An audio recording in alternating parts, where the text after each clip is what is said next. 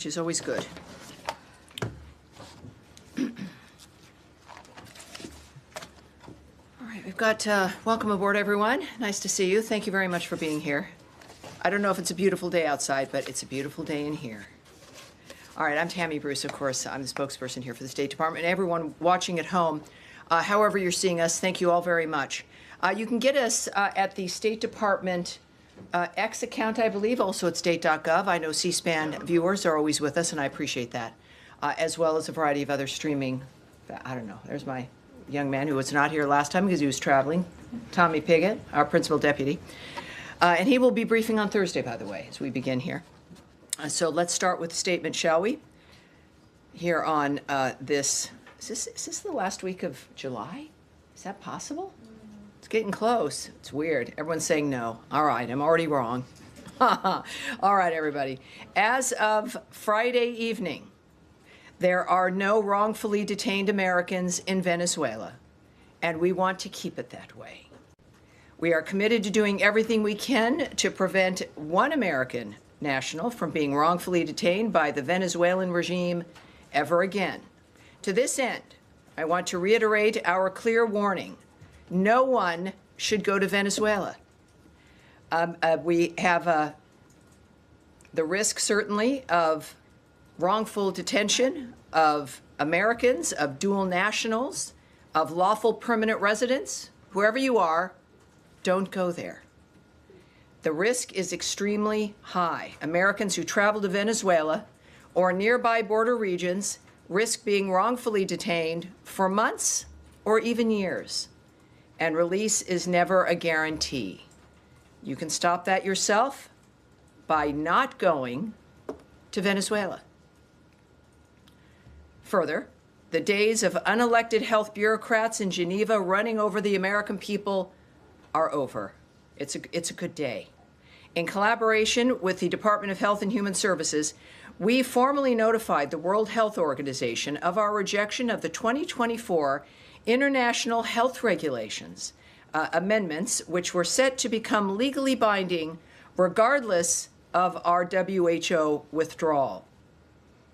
The 2024 IHR amendments broadened the WHO's mandate to include not only public health emergencies of international concern, but also, quote, events or conditions that may have the potential to become emergencies. How nice for them. This allows the WHO to deem what constitutes an international threat. We know from COVID-19 that an expanded international health bureaucracy will use their authority to centralize decision-making, stifle scientific debate, and censor free speech. Rejecting the 2024 IHR amendments reaffirms our position that U.S. public health policy will be shaped by Americans for Americans. And with our HHS colleagues, we are proud on delivering that mandate. And today, the United States informed Director General Audrey Azoulay of the United States' decision to withdraw from the United Nations Educational, Scientific, and Cultural Organization, also known, of course, as UNESCO. Continued involvement in UNESCO is not in the national interest of the United States. UNESCO works to advance divisive social and cultural causes and maintains an outsized focus on the UN's Sustainable Development Goals, a globalist ideological agenda for international development at odds with our America First foreign policy. UNESCO's decision to admit the, quote, State of Palestine, end quote, as a member state is highly problematic, contrary to U.S. policy, and contributed to the proliferation of anti-Israel rhetoric within the organization.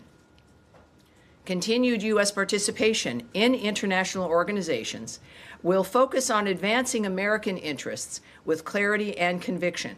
Based on President Trump's executive order, continued participation in international organizations is under review, and this is one result of that review, confirming the importance of making sure that all of what we do comports with the America First agenda.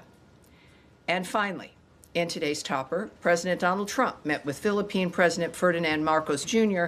in Washington, D.C., following Secretary Rubio's meeting with President Marcos yesterday. Both meetings reaffirmed the ironclad United States-Philippines alliance as vital to peace and stability in the Indo-Pacific region, while advancing closer economic ties, including supply chain cooperation. Secretary Rubio announced plans to work with Congress to provide $15 million for private sector development in the Luzon Economic Corridor, part of a broader, more than $60 million initiative focused on energy, maritime issues, and economic growth. Both sides committed to regular high-level engagement as allies, particularly ahead of the 80th anniversary of the U.S.-Philippines diplomatic relations in 2026. So that is coming up, and I will now take your questions, and we'll go to Nadia. Thank you, Tammy. I have 2 quick questions. The first one is quick. The second is not that quick. The first one is about Syria. It's reported that Ambassador Tom Barak is going to chair a security meeting between between Israel and Syria. Is this to avoid the scenario we seen last week? Can you elaborate on this potential meeting between them? Well, what I can tell you is that all parties have reached a cessation of hostilities. We are calling on the Syrian government to lead on the next steps and hold all perpetrators of violence accountable for their actions. The United States government supports Syria's national unity and a peaceful and inclusive resolution with its minority constituents. I did speak with the Secretary briefly, actually just before coming up here, which is why I was a little bit late. But he expressed his optimism regarding the current situation, that there the Syrian government agreed to a boundary to not go into the Soweto area, but that there would be a boundary to make sure that jihadists were also not going in, to maintain some part of the peace, if you will. And he was enthusiastic about that was unfolding properly, and that everyone involved in the atrocities would be held accountable. And that could include people who also may be affiliated with the Syrian government. Obviously, a good opportunity for them to show their commitment to what needs to be achieved there. Yes, Caroline, your colleague said that President Trump, and I want to quote him just to be precise, she said that President Trump hated seeing pictures of starvation of women and children trying desperately to get to the aid. He wants to see it done in a peaceful manner.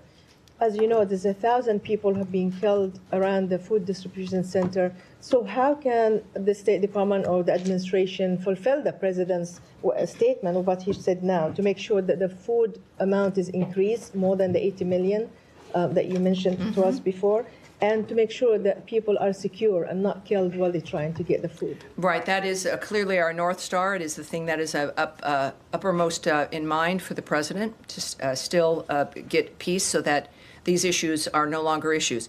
Also, in my conversation with the Secretary, he has noted that Special Envoy Witkoff is heading to the region now, to the Gaza area. And we all have, as the President and the Secretary and the envoy, a strong hope that we will come forward with another ceasefire, as well as a humanitarian corridor for aid to flow, that both sides have in fact agreed to this. So we are looking forward to that arrangement and to a possible framework, again, regarding a ceasefire. Remember, we had one before, which Hamas broke. But what the Secretary indicated was, again, an aid corridor that needs to be set up, that both sides have agreed to, that the humanitarian situation, of course, has been a main focus of what our concern has been, obviously. And so I'm hoping, as I mentioned to some of you earlier in the day in our conversation, that each day has the potential to have this be better. We're working on it constantly. And so I would suggest that we might have some good news. But again, as we know, this can be constantly a changing dynamic. He's going to the Gaza area? Correct. He's going to the region. Well, let me just say, this is a very quick conversation. It was on the telephone. He said the area. He said Gaza, the area. Now, of course, it could be, we have many, many partners there, many allies. So keep that in mind when it comes to the specific location of the envoy. I do not have that, but it's in a dynamic to where we're looking to finalize this arrangement. Yes, Andrea Mitchell. Hi there. Thank you very much.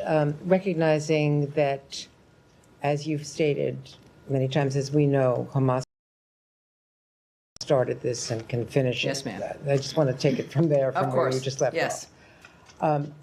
Is there recognition now that it is important to establish aid outside of that southern area in Rafah so that it is more accessible to people who don't have to travel these distances and deal with the IDF confrontations that inevitably have occurred? And I'd just like to follow up on that as well. Right. It's been always the intention, obviously, to have as many sites as possible. And again, it's been the difficulty of being in a war zone and what you can do and what you can arrange. The fact that we've had 3 sites up, and I think now it is nearly 85 million meals to date at the distribution centers that do exist. Clearly, it's not just a dynamic of wanting more distribution centers in a war zone. Our goal is to have not a war zone, and the aid corridor that the Secretary mentioned to me, so that multiple entities can deliver aid and whatever is needed in that region without being looted and hijacked by Hamas. Now, the initial plan, as it had been described to us, was that the so-called Gaza Humanitarian Foundation would have... Well, it really is called that. It's not. It's really called the Gaza Humanitarian Foundation, but go ahead. They call themselves the Gaza Humanitarian Foundation. Yes, ma'am. That they would be using American contractors or other contractors for security. As it's turned out, it seems to be more IDF, and that's been possibly one of the causes of the problems that, as was just mentioned, it's been 1,000 deaths. Supposition there. So doctors have pointed out that people are coming in with, heavy wounds from heavy artillery. Is the possibility of having some sort of neutral contractors as the security force rather than the IDF? Well, that, of course, presupposes that IDF soldiers who are in a mode of defense of their country are deliberately shooting civilians and children. I didn't suggest that. Well, that is the implication that you need someone who's, not involved implies that it would be better. It is a dynamic where, and I think even a horrible situation over this weekend regarding a UN convoy in Zichem at a crossing, that more than 30 people were killed in that dynamic trying to access food, because that is the focus of every human being. This has got to end. Well, not every human being, but certainly Hamas is preferring the way things have been. This was at a crossing in northern Gaza, and there are certainly Hamas is injured by the inability to hijack this food and to hijack trucks. And they are injured by the success of GHF and what it's been doing, because they have not just looted these trucks, but they've weaponized the money that they make from this food, and then they control the population with it. It is the success of GHF has removed, by getting meals in at that number is a tremendous success, but it's removed the power and the influence of Hamas financially and with using aid and food as a weapon itself to control people. So it is, I think that the UN knows this, everyone else has seen this, that it's not a dynamic, and I've got the GHF statement here as well for you, but I think no matter who has been trying to deliver food, they've known historically and recently that there's going to be, and as long as Hamas still has its weapons and is still a player in that region, there's still going to be problems. The GHF statement regarding this last massacre, if you will, we're deeply saddened by reports that more than 30 people were killed while trying to access food from a UN convoy at the Zichem crossing in northern Gaza as humanitarian efforts face escalating violence. Like most incidents, this incident is not linked to GHF, despite what was falsely implied by various newspapers. These tragedies deserve visibility. The entire aid system is under immense strain. We hope reporters will cover these incidents with the same scrutiny GHF receives, because understanding the full picture is essential to protecting civilians and improving aid And have delivery. you seen the statement by 28 countries led by some of our closest allies in Europe? Yes, and I think it's nice to know, and many of certainly it's our allies and friends, it's a demand for the war in Gaza to stop. And we, of course, we've taken actions on that. I think, as we've seen, and we wonder why certain things have continued unabated, or at least in a kind of a perpetual loop, is because strongly worded letters don't stop this madness. Strongly worded letters won't stop Hamas. Strongly worded letters wouldn't stop Iran. Strongly worded letters are fine, and it's good to know where people stand. I appreciate that very much. The United States, through the leadership of President Trump, and the guidance and the hand also of Secretary Rubio, and of our remarkable envoys, put their lives at risk, take action, make decisions, confront important questions, sometimes when it works, when it doesn't work, but it's more, and sometimes strongly worded tweets and letters in the midst of the actions that we are taking. So we appreciate their sentiment, but I think that the fact of the matter is that we have a history here of recognizing that we have work to implement what they issue as their desire for the war to stop, and we've been taking action on that. So we know that the conflicts which we are trying to end do not end because of letters or even conferences, but because of intense diplomatic efforts. We are leading that effort alongside Egypt and Qatar. And as I mentioned earlier, we are hoping for some rapid responses coming up soon. Yes, sir. Thank you, Tammy. On that note, I mean, I guess if you could talk a little bit about how that progress is progressing towards a resolution. But on a more broader note, I mean, Judd, is it the department's assessment that the current, I guess, policy towards the conflict is working in drawing it to a close? Because when you see 79 people killed waiting for aid, which is one of the highest numbers we've seen over the course of the 2 years, It's absolutely horrible. It feels like things are going in the wrong direction.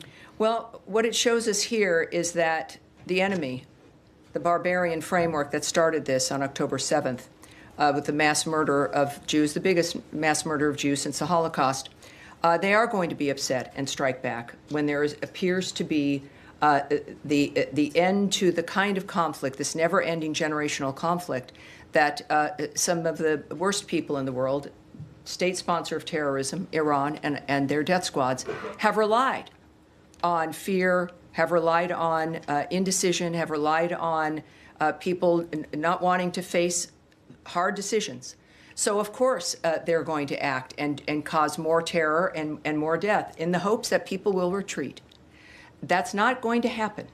And it means pushing through, making sure you stay on the line, making sure you have the goal in mind, what you're trying to achieve, if it's achievable, the willingness, yes, to use diplomacy, and as President Trump has indicated, other mechanisms in which to get the job done. So I would argue that Hamas, being desperate and doing more horrible things, that's not new for them, right? That's their hallmark, is something that horribly, it's not a surprise, but that the work to end this from going again and again and again and having the same conversation in 100 years is obscenely unacceptable. So we see the results. It has been, when you say if there's been progress, the parties have been at the table. There have been agreements, one of which, of course, is broken. There can be another one. We are determined for that. Certainly, their sponsor is on their heels, for lack of a better phrase, because they also found out that President Trump is a realist and is serious. So I think that it is clearly shown progress. It's clearly shown a direction. And the accomplishment of one of the red lines from President Trump, which is that Iran will never have a nuclear weapon. Well, guess what? They won't. Yes, Humaira, Reuters. Yes. Just to go back to your conversation with Secretary, I understand that's what he said, Gaza area, but can we at least say Steve Witkoff is going to the Middle East right now, as we speak? Gaza area is a little bit of a Middle East. I based on I don't have specifics, And I'm sure we have an incredible team that works with Special Envoy Witkoff here in the building, are probably now grabbing the television and watching and saying, so I don't have the specifics of exactly where he'll be, but clearly it's in a position where he's going to be able to continue with the negotiations that will lead us to this, hopefully, ceasefire. Right, and you also said that one of the things that Secretary indicated, an aid corridor that needs to be set up that both sides have agreed to. Yes. So is the United States basically negotiating for an aid corridor that is going to include other humanitarian implementers like UN and others? Well, you know, you're asking for so much, and I appreciate that about you because you're always a few steps ahead. That would require speculation on my part. It would require guessing on your part. What I know is what I said to you based on what the Secretary said to me. And one more All right, thing. one more. In your answer to Nadia, are you actually confirming that this meeting is happening with U.S. Envoy Tom Barak and officials from Israel and Syria? And can you tell us where it's happening? No, I can't confirm any of that. Thank you. Yes, yes, ma'am. Thanks, Tammy. Going back to the American who was murdered in the West Bank, the president last week indicated there would be a meeting in which the Israeli government would give more information to the U.S. about his murder. Did that meeting take place, and what else can you tell us about that? There's not, unfortunately, there's not a great deal I can talk to you about the family and the nature of the conversations. Of course, we have confirmed the situation with his death. But the conversations or what has transpired at this point is not something that I'm able to share at this stage. And then another American was murdered in Syria last week. His family says that he was murdered by officials with the interim Syrian government. Is the U.S. planning to hold them accountable for this death? Well, again, you're saying something here that everyone hears. That is not something that I would confirm or would know or would say as a matter of fact, because a reporter says it here in the room. We can say, of course, that Secretary Rubio has emphasized the importance of prioritizing the safety and security of U.S. citizens. We can confirm the death of, and this is the Suwaida region, what we're discussing, of Syria last week, of U.S. citizen Hossam Saraya. We offer condolences to the family on their loss.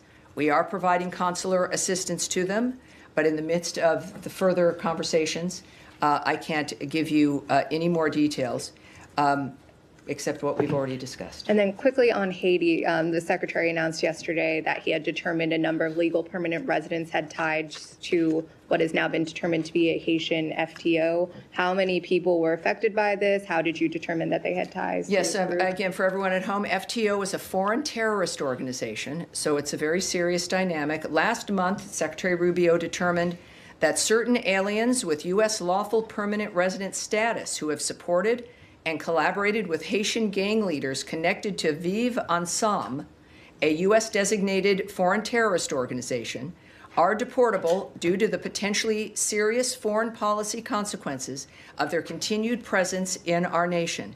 Vive Ensemble is a driver of the violence and criminality in Haiti, contributing to the island's instability. The Department of Homeland Security also steps in here. They will pursue the removal of these aliens from the United States pursuant to our laws. The Department of State defers to DHS on any update regarding removal proceedings regarding these aliens. We also will not allow aliens who have facilitated the actions of violent organizations or support criminal terrorist organizations to remain in the country. And of course, this demonstrates, I think it's safe to say, the administration's firm commitment to protecting the American people, advancing our national security interests, and promoting regional security and stability. There is an authority I want to share with everyone who may not know how this works.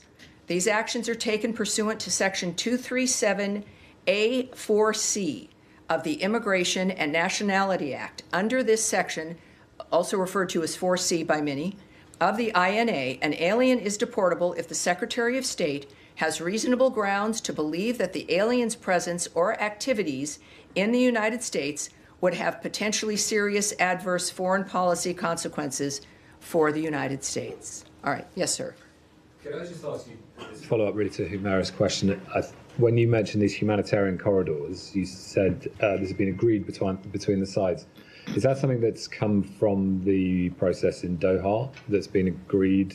How should we take that? And just any detail you can give us I know. about the You know, corridor. I was, the secretary is a busy man. We're all proud of him, the nature of what he's being able to accomplish by splitting his time between the State Department and the White House. And our conversations sometimes are in person, oftentimes by phone. So when I've got him in a moment, I'll just jotting down what he's saying. What I can't tell you, and whether I knew or not, is how this came about, where it was decided, or who the parties were. Is your understanding that these corridors will be in addition to what's happening now? Because we know, for example, the UN says there's 6,000 trucks on the Egyptian side at Rafah. Are we talking about all of that material that hasn't been able to access? I wish I had a specific for you. I know that his comments really ranged into the fact that the humanitarian framework has got to ramp up and has got to get better. And obviously we've known that. It requires the ceasefire. And also then a method within which these convoys can move. He did not give me a specific, but he did use the phrase set up, that they need to be set up. Now that could mean a variety of different things, as we know. Some of you think about a physicality. Others, it could involve arrangements at certain spots. I don't know, and we shouldn't speculate at this point. And just, is there any sort of internal scrutiny within the administration about the results of the Gaza Humanitarian Foundation as an entire project, which, as you've set out, is intended to displace the United Nations process? Jeff, I never said that this was to displace a process. I can't speak to. But you've been saying that under the previous system. Well, yes, Hamas it's was true. I mean, we exploiting know that, that under the previous dynamics, that Hamas was able to loot trucks and to steal material and to sell it and to use it and to weaponize it. But the decisions made, since now GHF has been able to get food in and to distribute it, yes, there have been some difficult circumstances, to say the least, because it's a war zone with a terrorist group. We recognize that. It's imperfect and it's difficult, but they've done it in a way that made it possible. I don't know what has made the others so vulnerable to theft and hijacking and everything else that has really only landed the food with Hamas, and we saw that with this weekend, and then a few weeks ago another dynamic where trucks themselves, the entire truck was. Multiple trucks were hijacked. So I don't know the entire UN plan or their decision-making process. What I do know is that GHF did it differently, and the different approach has worked. But the result of this system is starvation, and everyone can see it. I mean, this is beyond any doubt now. And a bag of flour is costing $70. So the value of those commodities actually to Hamas or other groups that want to steal them has gone up under this system. Well, look, we know, without needing to refer you to the Treasury Department, that supply and demand is an issue wherever you are. And of course, we're talking about this as though it's like a city in distress. It is an obscene result of obscene mass murder and madness. It is not a normal environment. It's not a human environment. It is placing, as I've said from the beginning, the first victims of this situation have been the people of Gaza. And it is time, and President Trump has pointedly made this declaration about his intentions, is that this is going to stop, and it requires new ideas. It doesn't, the old ideas maybe were well-meaning, and they kept doing it. It was always the same result. Maybe it's well-meaning. I can't speak to that. What everyone needs to recognize is that the current situation works, and yet there is still this bizarre resistance. And look, I'm here because I love the country, as are our diplomats, and there are other things that go on in the world when it comes to finances and Hamas being able to use a dynamic like this for its own benefit. That's horrible. But what we know is that we had to get food to people in the meantime and then change the dynamic on the ground, and that's what we're doing. All right, I know.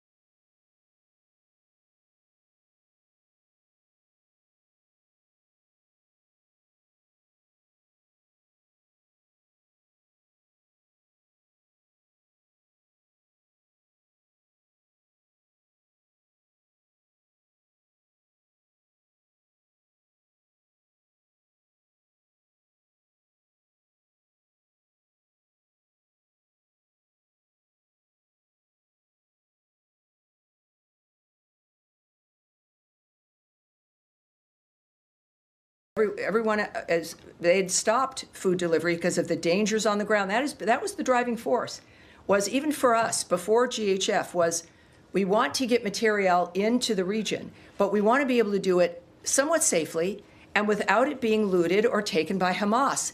And no one had ideas about how to make that happen, and the GHF plan achieves that. What comes after this, I can't also tell you. That's a different, and there will be a day when we're discussing the redevelopment of Gaza and new issues about the markets of Gaza and the peace of Gaza and who's running Gaza. Those will also be maybe fraught conversations, but boy, I think we both look forward to those days. Yeah, another quick question. Yesterday, the Chief of Staff of the Israeli Army, General Zamir, said that the current strategy, including storming Deir al-Balah with tanks and so on, and including apparently the starvation strategy, is aimed at forcing Hamas to release the hostages. And today, Bezalel Smotrich, the finance minister, said that they have a green light from the Trump administration to basically remove Gazans by force and create. I need to stop you right there. I can't have a conspiracy theory, an accusation against President Trump about what someone says that they've been allowed to do. Saeed, we can't have that. And that's not something that belongs in this room with everything at stake, with so many people at risk. And then your answer is to bring up a conspiracy theory about what Donald Trump is saying or not saying. It's one thing to hear someone say it. It's another thing to bring it up in a serious room, of which I've shown you respect throughout. And that is unacceptable. And so we're going to move on. Yes, in the back, unacceptable? Sir, La Stampa. Yes, sir. Yeah, thanks, Tommy. So about Israel, has anything changed between the relationship between the United States and Israel after the strike on Syria and the killing of all those Palestinians, although Israelis are defending themselves? So can you elaborate a little bit? I would say you should ask the White House regarding their posture and what they've been experiencing. What I know is the president and the secretary, in their conversations, in their attitudes about the world and what needs to happen, have been consistent. That they don't view Israel or any one of our allies or friends, they're not fair weather friends. These are relationships. So it's not about changing relationships. It's about navigating what happens in the world and working with people who can help us make peace and get to the road that I think it's fair to say, certainly most of the nations that are our allies and partners want peace in the world. And that is our goal. Thank you. Yes. Just a quick clarification question on Special Envoy Witkoff's mission. You said that the humanitarian framework in Gaza has got to ramp up, but that you've been understanding that it requires a ceasefire first. No, you've misunderstood me. That's why I'm checking. It can be a ramping up, as an example, of GHF, who are continually working on how to expand and to have more areas in which to get food delivered. I would consider part of that, but if you're looking at scores of other organizations moving into that's only going to happen when it's safe. So when we think of ramping up, you can have that with more distribution sites for GHF or others who perhaps adopt their technique and strategy. But of course, if we're looking at speaking of a normal environment, that requires a ceasefire. The carnage has got to stop.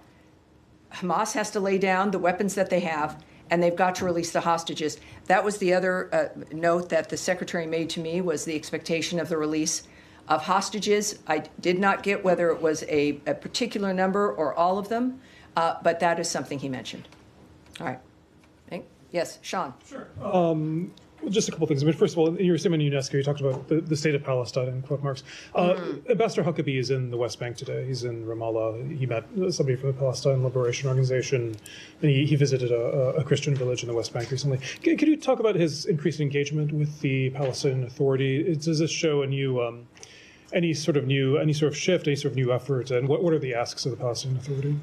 Right. I will not, as I haven't before, I tend to not characterize, I work hard not to, anyone's comments or anyone's activities, whether it's the secretary or an ambassador.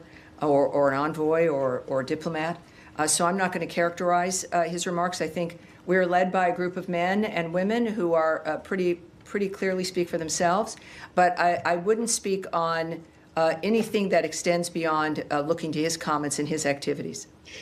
Could also just follow up on the situation in Gaza. I feel obliged to mention, AFP. We've had reporters there who say that their situation is so severe now that they're actually they can no longer work because of the hunger, and the company has been trying to find ways to either provide them with what they need to survive, and it's just not possible right now. Are there any talks that the U.S. government has about how to help?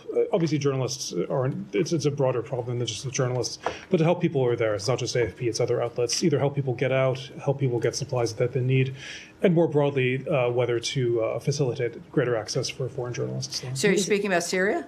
Excuse me, with Gaza. Oh, Gaza. the Gaza Strip. This is a widespread problem. Yes, look. It's Americans. Maybe sometimes we take it for granted when people get reports from an area, and we're interested in what the report is, and we see it up with really every outlet in dangerous situations when there's bombing and when there's drones, and it's good to remind people that it's a job that people have committed to, knowing where they're going to be going, and they're suited for that. And that is starting, of course, it's every journalist's desire to bring up information and to share things that people need to know. I know that our warnings have been very consistent regarding Americans and people in general not going to Gaza. I think that your outlets and others, no doubt if they have some issues, should bring it up to the U.S. government. But I think that when you go someplace and you know it's a war zone, that's a risk that is taken and accepted. But I know we have, whether it's the embassies with wherever you are in the world, that there are ways to contact the American government if you want to be helped to get out of an arena or whatever it is you're facing. But obviously, there's people there who didn't choose to be there necessarily, who are residents in all these war-torn areas.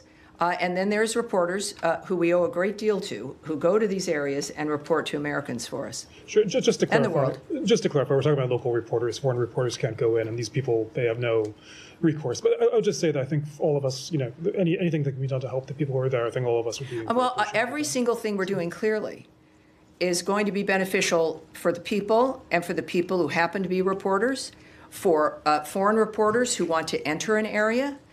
This is an opening that we're looking forward to, that the president spoke to a few days ago about his optimism about some news out of the Gaza area. Every single thing we're doing, it doesn't eclipse anybody, right? The Gazan people, whatever their professions are, and for the people who want to get into Gaza to report, it is, in all honesty, helping to facilitate reporters has not been at the top of our list. The top of our list has been to stop the carnage and to help hostages. But as a side effect, everyone wins when the world is at peace, when a region is at peace, when there isn't a terrorist group controlling a section of a country. All right. Yes, sir. And then I'll come up to you next. Thank you. Thank you, Tam. Two topics for you. Number one, Justice Department officials held a discussion on Thursday with the parents of Malky Roth, the American citizen who was murdered with two others in the Sbarro bombing in Jerusalem back in 2001. The discussion centered around the possible extradition of Jordanian national Ahmed Tamimi. The Jordanians get $1.5 billion a year in foreign aid. Democratic and Republican administrations have skated by on this extradition issue for a decade and a half now at least.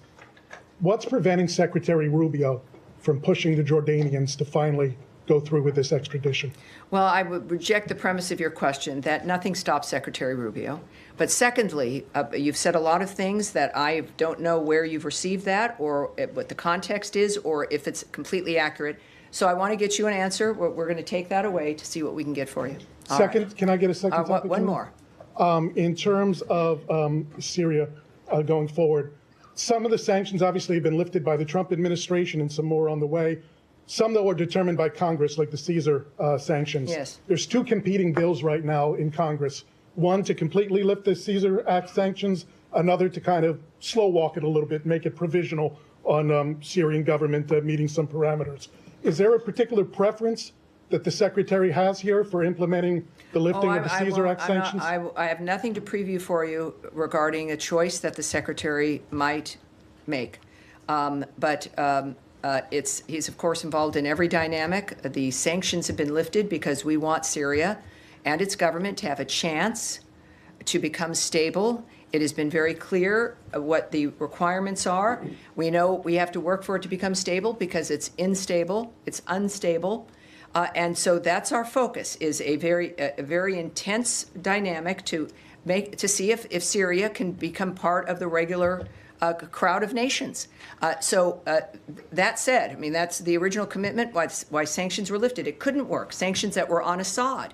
But we are finding whether or not, these days show us, whether or not the current government is able to act in a way that helps us get that stability. And so that is what's driving us now. Yes, sir. Thank you, Tammy. Back to the hostages is the discussion you were talking about with Secretary Rubio. Yesterday, the families of the hostages released a statement saying they were concerned about this possible offensive as it gets to the issue of potentially hurting or endangering the hostages as they go forth. And I was wondering if there was any conversation that you can share that would focus or give a message to the families in terms of, as progress is being made in talks and so close, that this potential offensive may endanger the hostages. Well, I think that I don't have anything that I can tell you regarding private conversations or efforts that have been made, reaching out, of course, to hostage families. That has been a highlight of part of the obscenity of this entire event, is that they continue to hold live people and dead bodies. It is an excruciating, barbaric environment. But of course, as you know, our engagement has been with everyone. We will do we will talk with whoever we need to talk with to have peace in the world. I can't tell you again conversations give you details of any conversations with hostage families, but all of us are well aware of the suffering that happens in a war zone. And our focus has been to stop that war, to stop the fighting, to have a ceasefire. This is obviously, as you know and all of us know, a conversation the world has. It is at the top of our mind as we work still to stop this carnage. Yes, sir. Thanks so much. On Ukraine, if I may, does the Secretary have any expectations from upcoming talks in Istanbul, given its timing, its format? Are you guys even part of it? I can't necessarily speak to the Secretary's thoughts dynamically, but I know that our ambassador to NATO had a number of remarks to make that he made this morning on television regarding the talks. Again, this would be Istanbul. First of all, I can tell you that we're aware of the scheduling of a third round of talks being negotiated between the two parties. We continue to encourage direct talks between Russia and Ukraine in pursuit of a comprehensive ceasefire and eventual negotiated peace settlement. The Ambassador Whitaker in this case, said, "I'm encouraged that both sides are going to sit down again and negotiate because that's the only way this is going to be resolved. Getting both sides to the table, getting both sides to the table is going to happen this week. Is important. It is an important next step, and I think that's all because of the leverage that the United States of America and President Trump continues to apply." He also noted that, as we've said repeatedly, constructive good faith dialogue is the only path to ending this war. That has been a hallmark of Secretary Rubio's remarks, that only the two parties can make the difference in deciding to stop this. And the president supports any mechanism that leads to a just, durable, and lasting peace. We have seen, continuous missiles and, drone attacks from Russia, even overnight, they claimed new lives. Today marks, yesterday marked 1 week since the president gave the Russians, I'm sorry, can you say who? Russians, have been attacking, Ukraine, yes, claiming new lives. Yesterday marked 1 week since the president gave them 7 weeks. Are you guys doing any assessment at this point?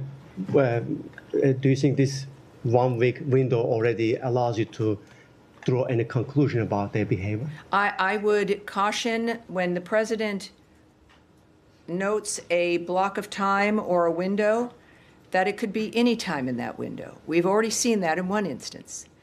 There is, at the same time with negotiations, as I mentioned before, without going into the details, if there's a genuine negotiation happening and it's in motion, then things can change rapidly. That the day you set up a window, 2 days later it can be different because of the conversations that have been had. So it's never a static, for most of us, if we make a plan, it's kind of a static plan for us. We have an appointment and we choose that day for the appointment next month. That's not the case here.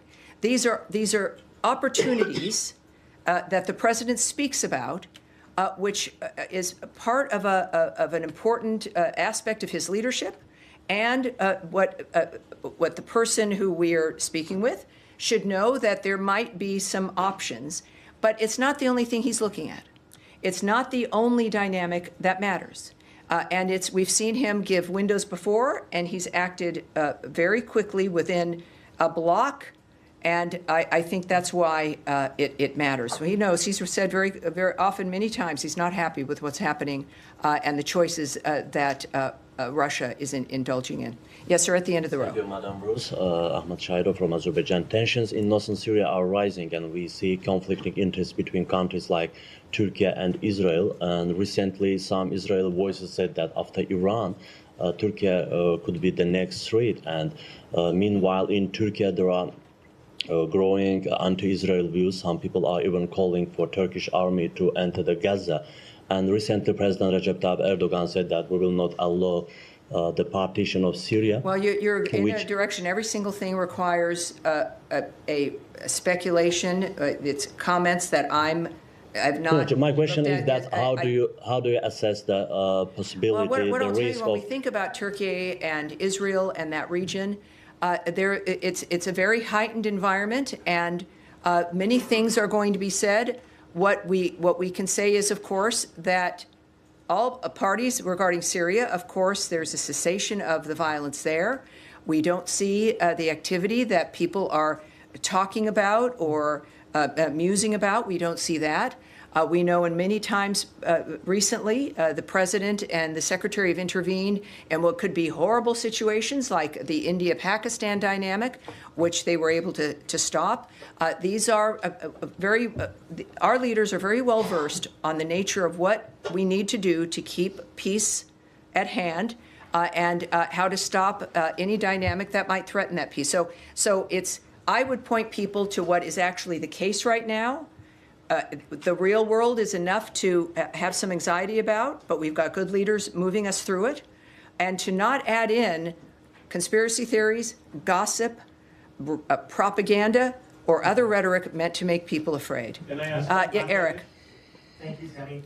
I wanted to ask Secretary Rubio today, or rather, he reposted a post from the Bureau of Western Hemisphere Affairs marking the 13th anniversary of the murder of pro-democracy leaders Osvaldo Paya and Harold Cepero in Cuba.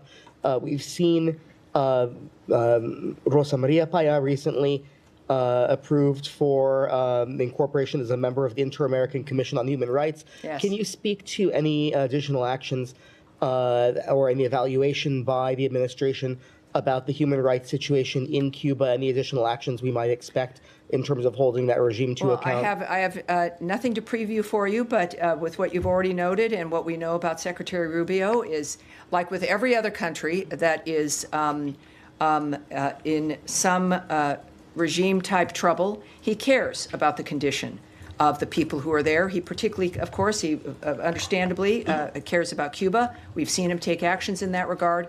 But I have no preview for you of anything that might come up later as well. Yes, sir. Thank you so much, Tanya. Question on Syria. You said that you are calling the Syrian government to lead to the next step and hold all parties who are involved in the violence accountable. Yes. Do you feel confident that the Syrian interim government has the capacity and the will to hold those accountable who were involved into violence in Syria, including those who were affiliated with them? Yes, we know. We're, of course, aware of those reports, and we're aware that some who might be affiliated but not directed by the Syrian government may be a part of that. Whether they have the will or the ability to do it, well, we're going to find out, aren't we? And they have something not everyone has, which is the power and the encouragement of the American people and of the American president. The Ambassador Barrack is one of our best. So they have that, and of course our actions to help facilitate that. And this is where we find out what people are made of and what they can actually accomplish. Another question on Right. Iran. Iran and the 3 EU countries will hold nuclear talks in Istanbul later this week. Yes, Friday. we discussed that a little bit already. Does the U.S. build any hope on it, or have you gave Iran, or have you set the end of August as a deadline for Yes. Iran to come back to the table and make a nuclear deal with you? Yes, as the president has said, the Iranian people stand to benefit from negotiating in good faith. The ball is in their court. The Iranian leadership has a window of opportunity to choose a path of peace and prosperity for their people, and we are also ready to talk directly to the Iranians. However, we are also closely coordinated with our E3 partners, and we would refer you to our European partners for more information about what happens in that meeting. All right. Right there, back, gray suit, yeah, in the glasses, right there. Thank you so much. First of all, thanks. Your press team shared the detailed response of my question regarding violation of Indus Waters Treaty by India. Excellent, good. Your statement says that Pakistan and India, U.S. will encourage direct communication between Pakistan and India to resolve this issue. But I remember President Trump, when he was in Saudi Arabia, he asked Secretary Rubio to invite leadership of Pakistan and India to normalize that relation between the two countries. He, after stopping the war between India and Pakistan, he also offered to mediate on Kashmir. So I was just curious, what are your thoughts that, okay, direct communication on Indian Waters Treaty, but what about Kashmir and the relations? And there are not many questions here make me smile. And we have a lot of good news, and it's I know we talk about the bad news because things need to be fixed, and then you have a focus on it, and then we know how to move forward. And also the fact that, yes, when I say we're going to take a question back and we need more information, you're the proof that, in fact, we do get back to you. And we have Pakistan, who's going to be here for a bilat, and I'll be participating in that, so I'm looking forward to that as well. One more question. President Trump, on many occasions, he said that he will knock out ISIS, Daesh, from all over the world. We have seen some success in Syria and Iraq, but this group is again organizing in Afghanistan, ISIS, Al-Qaeda, yes. TTP, BLA, and many others. So when we are expecting any targeted strikes against these terrorist networks in Well, we know, of Afghanistan? course, from his first term that he obliterated ISIS. And then we had a 4-year gap where they had opportunities to regenerate themselves. While I won't get ahead of the president, but we can all look at his previous performance and his commitment. And very often, of course, that can give us a bit of an idea of how he's going to be moving forward. All right, yes, in the back in the white shirt, sir. Thank you so much. I would like to ask about... Can you say your name and your outlet, please? My name is Yordana from Khabar Agency. All right. So according to information from Russian Borders Customs Service, the main trading partners... Keep going. Keep going. Main trading partners of Russia are China, India, Turkey, and Kazakhstan. Do you have any message to those trading partners of the Russia, according to the secondary sanction tariffs? If we have a message to anyone who's trading with Russia, that will come from the president and through actions that we take as a government. And we will use information that we have that we've confirmed here as opposed to maybe a report from a Russian border agent. But I appreciate that, and we've been very clear about our concern that there are multiple countries who are party to what's happening between Russia and Ukraine. And those who, like with China, where there's like 80% of dual-use material is from China for Russia. So we understand this. It's an open globe when it comes to trade, but the president and the secretary have many tools in their tool chest when it comes to how to address that issue of supplying regimes that are causing trouble or are certainly affecting our national security. And we do that regularly. And of course, that is always open. And so no one should be comfortable when it comes to the choices that they make. They should be careful when it comes to who they trade with and who they supply. In the pink jacket in the back. Yes, ma'am. On UNESCO membership, we have observed what appears to be a broader trend of disengagement from international organizations recently. And specifically, for example, no U.S. representative has been appointed to the Organization for Security and Cooperation in Europe, OSCE, an institution rooted in Helsinki Accords. Another position vacant is the International Atomic Energy Agency, a seat in Vienna. Can you clarify whether these absences reflect a temporary delay in appointments? When we look at the website, we are seeing many absences. Or is the U.S. signaling a longer-term strategic withdrawal from these institutions, particularly the IAEA and OSCE? All right. Also, your name and what is your outlet? Sarah, Halk TV Turkish. Excellent. Well, welcome aboard. As I mentioned earlier, we've been doing a lot of reviews, as you know, one of which has just resolved, which is USAID, and also, of course, the reorganization here at the department. Another executive order that the president issued upon first taking office in the second term was to have a review of the international organizations that we're involved in, to make sure, just like with foreign aid, are these organizations aligned with the values of the America First framework? Is it in our best interest to be a part of these organizations? And so we are doing a review right now of our international organization participation. And our withdrawal from UNESCO is a reflection of the result of one of those reviews. And I don't know what each entity will experience. I'm not part of this framework. And I would want to check on really the staffing of the others that you noted. But I would say that it is any more than when we were doing the foreign aid review, to not take that, especially with a reduction in either participation or in spending when it comes to aid, don't take that as an indication of our withdrawal from the world or our participation. It's about a smarter, more strategic involvement that can be faster and more nimble, more effective around the world.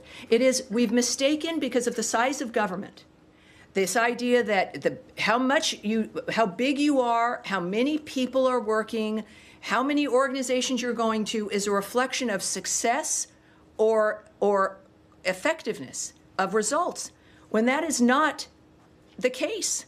And this is what, as we do at home, is we look at how are we spending our money? Where are we spending our time?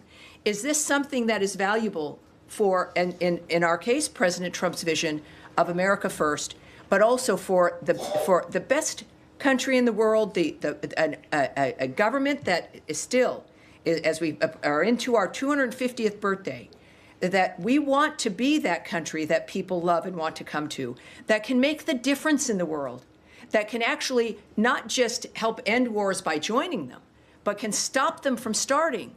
That's the NATO vision. The NATO vision wasn't get prepared to have to fight back.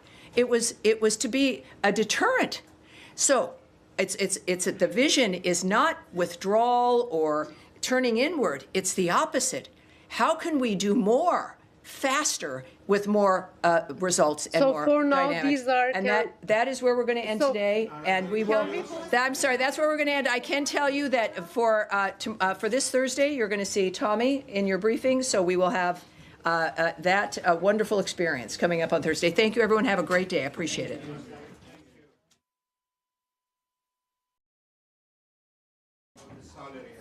Well, I hope everyone appreciates me. I don't know. I'm sure some don't, but I appreciate that comment. Thank you, sir.